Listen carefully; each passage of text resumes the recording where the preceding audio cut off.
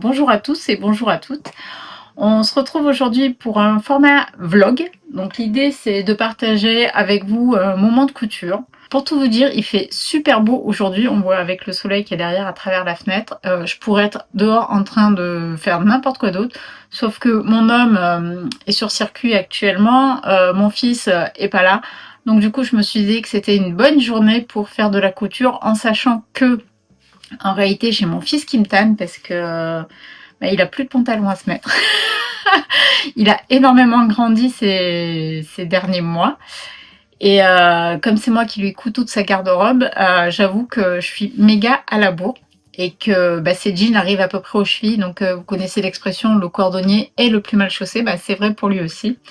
Donc avant qu'il ne revienne ce soir, je me suis dit qu'il fallait que je lui couse un pantalon. Bon, toute honnêteté, je l'aurais pas fini. Mais si déjà je le commence, je trouve que c'est déjà pas mal. Donc voilà, donc aujourd'hui c'est sans fioriture. Je sais qu'en général sur YouTube on a envie de se montrer sous son meilleur jour ou quoi que ce soit. Alors moi je suis encore en pyjama. Je vous montre. Je ne l'ai pas encore posté, enfin que je suis en pyjama, j'abuse un peu. En vrai je l'ai passé pour voir s'il est agréable à porter ou pas. J'ai quand même pris ma douche. Hein. Donc dans le format vlog, moi ce que j'aime bien c'est que c'est un moment que l'on partage sans fioriture, sans chichi. Je sais pas si je vais vous montrer toutes les étapes parce que je vais peut-être pas penser à toutes les filmer. Là, ce que j'ai fait, j'ai réimprimé un patron de pantalon pour mon fils. Alors juste pour la petite histoire, les patrons de pantalon pour mon fils, qui porte maintenant depuis quelques années, c'est moi qui les conçois.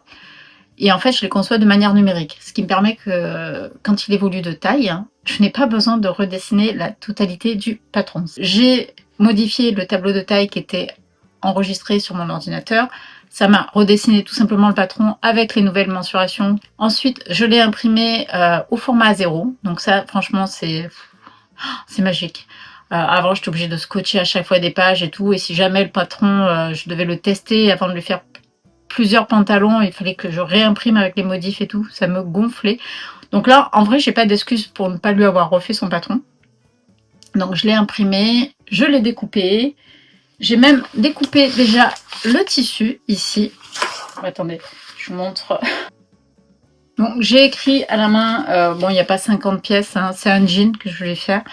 Alors sur celui-ci, j'ai pas fait de rehausse à l'arrière, je veux juste vérifier si le patron tel qu'il s'est recalculé est ok pour lui. Donc ça va être un jean sans rehausse, mais après voilà, refaire la rehausse à partir du patron, c'est rien du tout, c'est juste redécouper. Bref, j'espère qu'il y aura pas trop d'ajustements à faire. Du coup, je vous propose de voir comment je procède sur la couture de ce pantalon. En attendant, ce que je vais faire, voilà, je vais faire surjeter ici, ici et ici cette partie pour recomposer en fait le fond de poche qui sera comme ça, pour que ça ce sera la partie visible et pour que la poche ne soit pas trop rigide.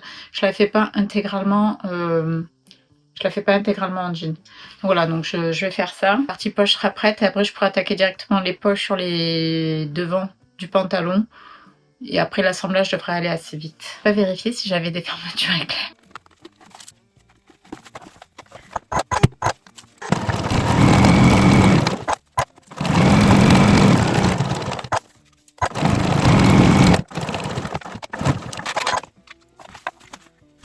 Alors là, j'ai cousu juste les fonds de poche. J'ai recouvert de jean puisque c'est la partie qui sera visible. Je l'ai fait sur les deux. Donc ces pièces-là sont préparées et il me reste plus qu'en fait à commencer les poches sur les devants. J'ai cousu ma poche sur mon devant. Alors, je sais pas si on voit un petit peu. Je l'ai fait sur les deux.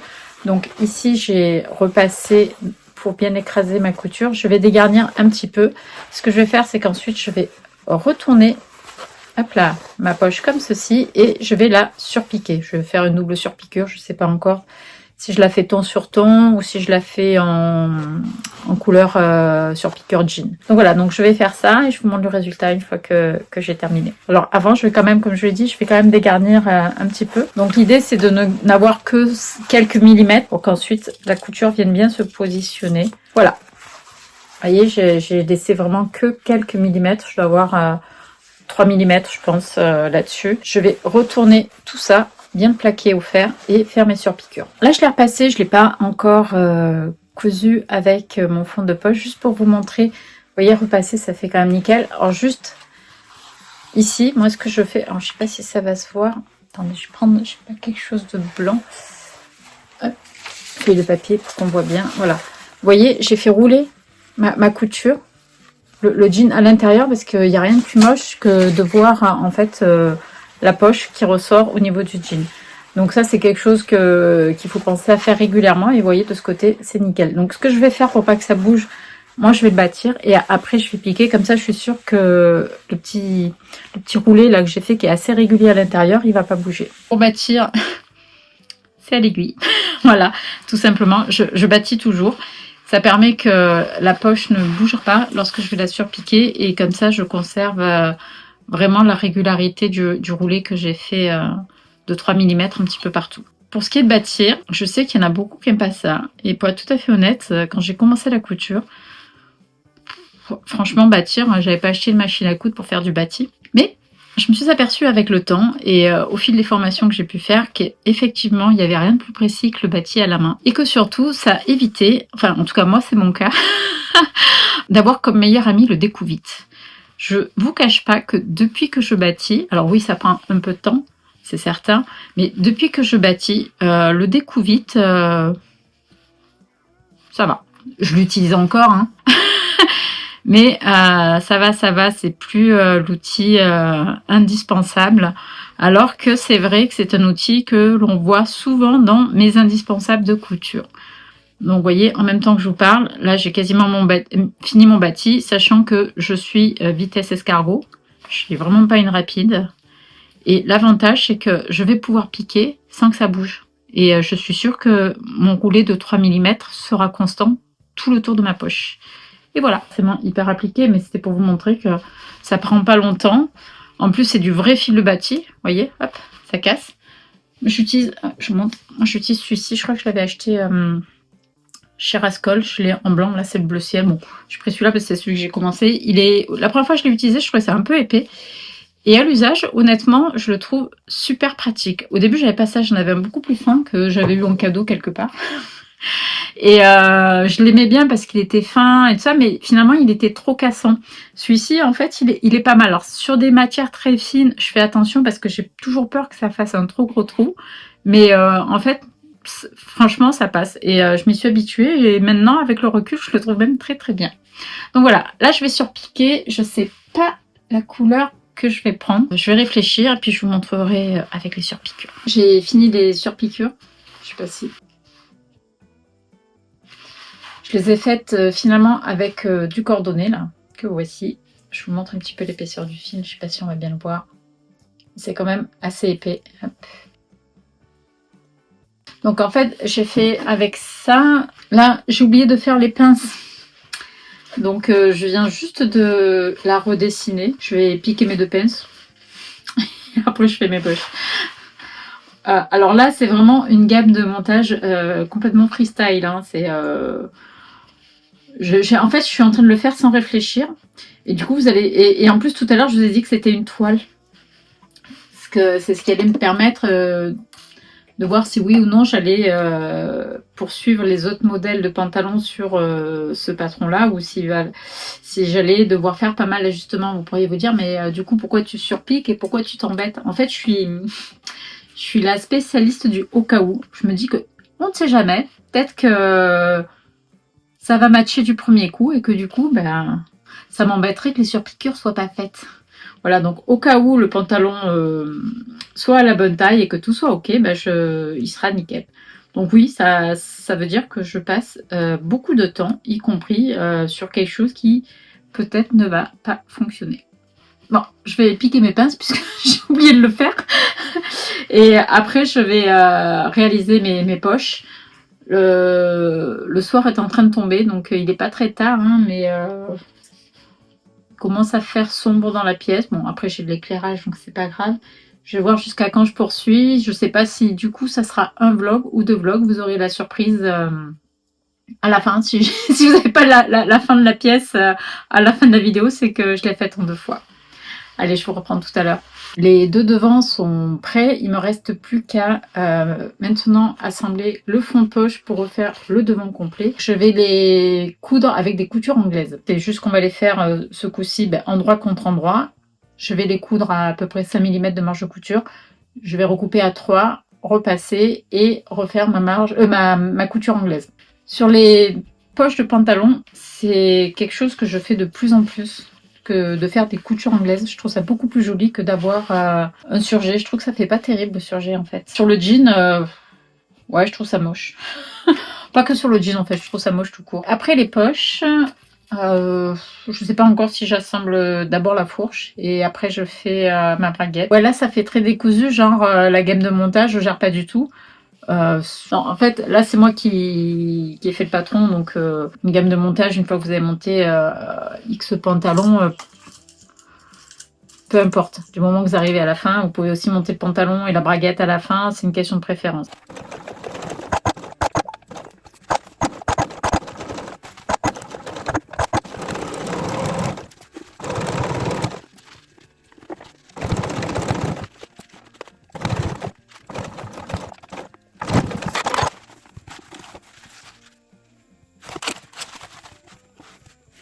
Alors je vous reprends au niveau de l'avancement. Là j'ai mon lapin qui essaye de mordre le trépied où j'ai posé mon téléphone.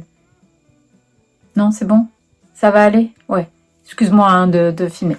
Donc je reviens. J'ai pas été aussi rapide que ce que je voulais. J'ai fait d'autres choses à côté. Enfin bref, on s'en fiche. Voilà. Ici, hop, je sais pas. Les deux devants sont terminés. Donc voilà, on en est là. Il y a des fils encore de bâtis. Là, j'ai juste posé des épingles pour maintenir. De l'autre côté, ça se présente comme ça. Donc la poche, elle est complètement en couture anglaise, comme je vous le disais. Vous voyez, c'est quand même vachement plus sympa que d'avoir un surjet qui sort là-dessus. Donc, pour l'instant, je vais poser cette partie-là. Je vais m'attaquer en fait au dos parce que j'ai oublié de couper les poches arrière. Donc je vais les couper, je vais voir si je fais un arcuate ou pas du tout dessus. Je sais pas comment on dit d'ailleurs, arcuate, enfin bref, si je fais un dessin ou pas sur la poche arrière, sur les poches arrière du jean.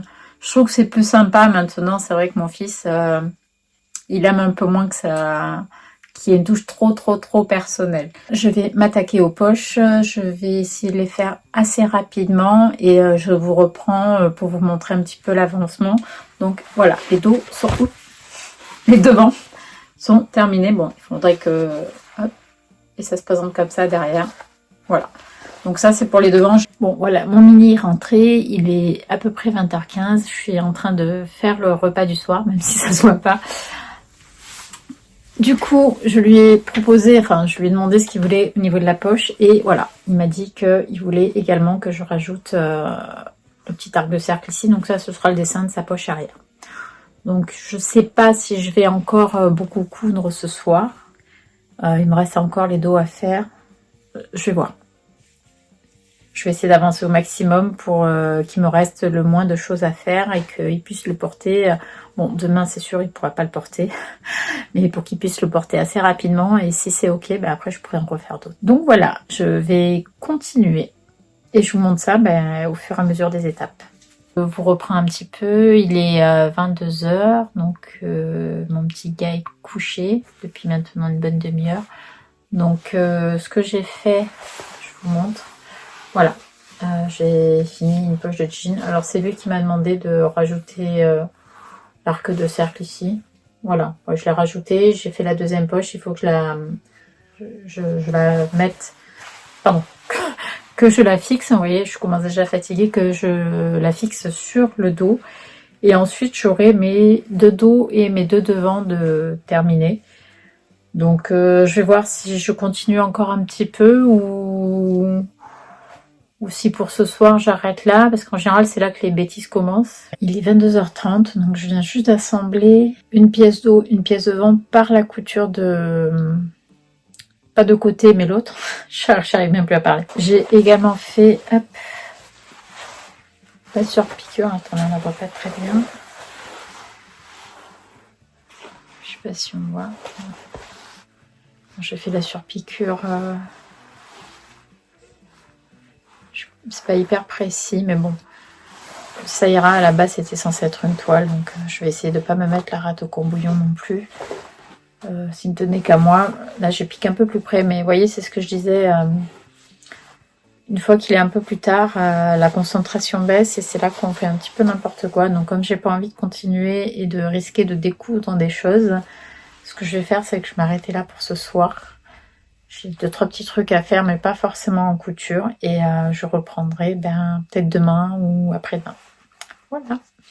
Je vous laisse avec ça.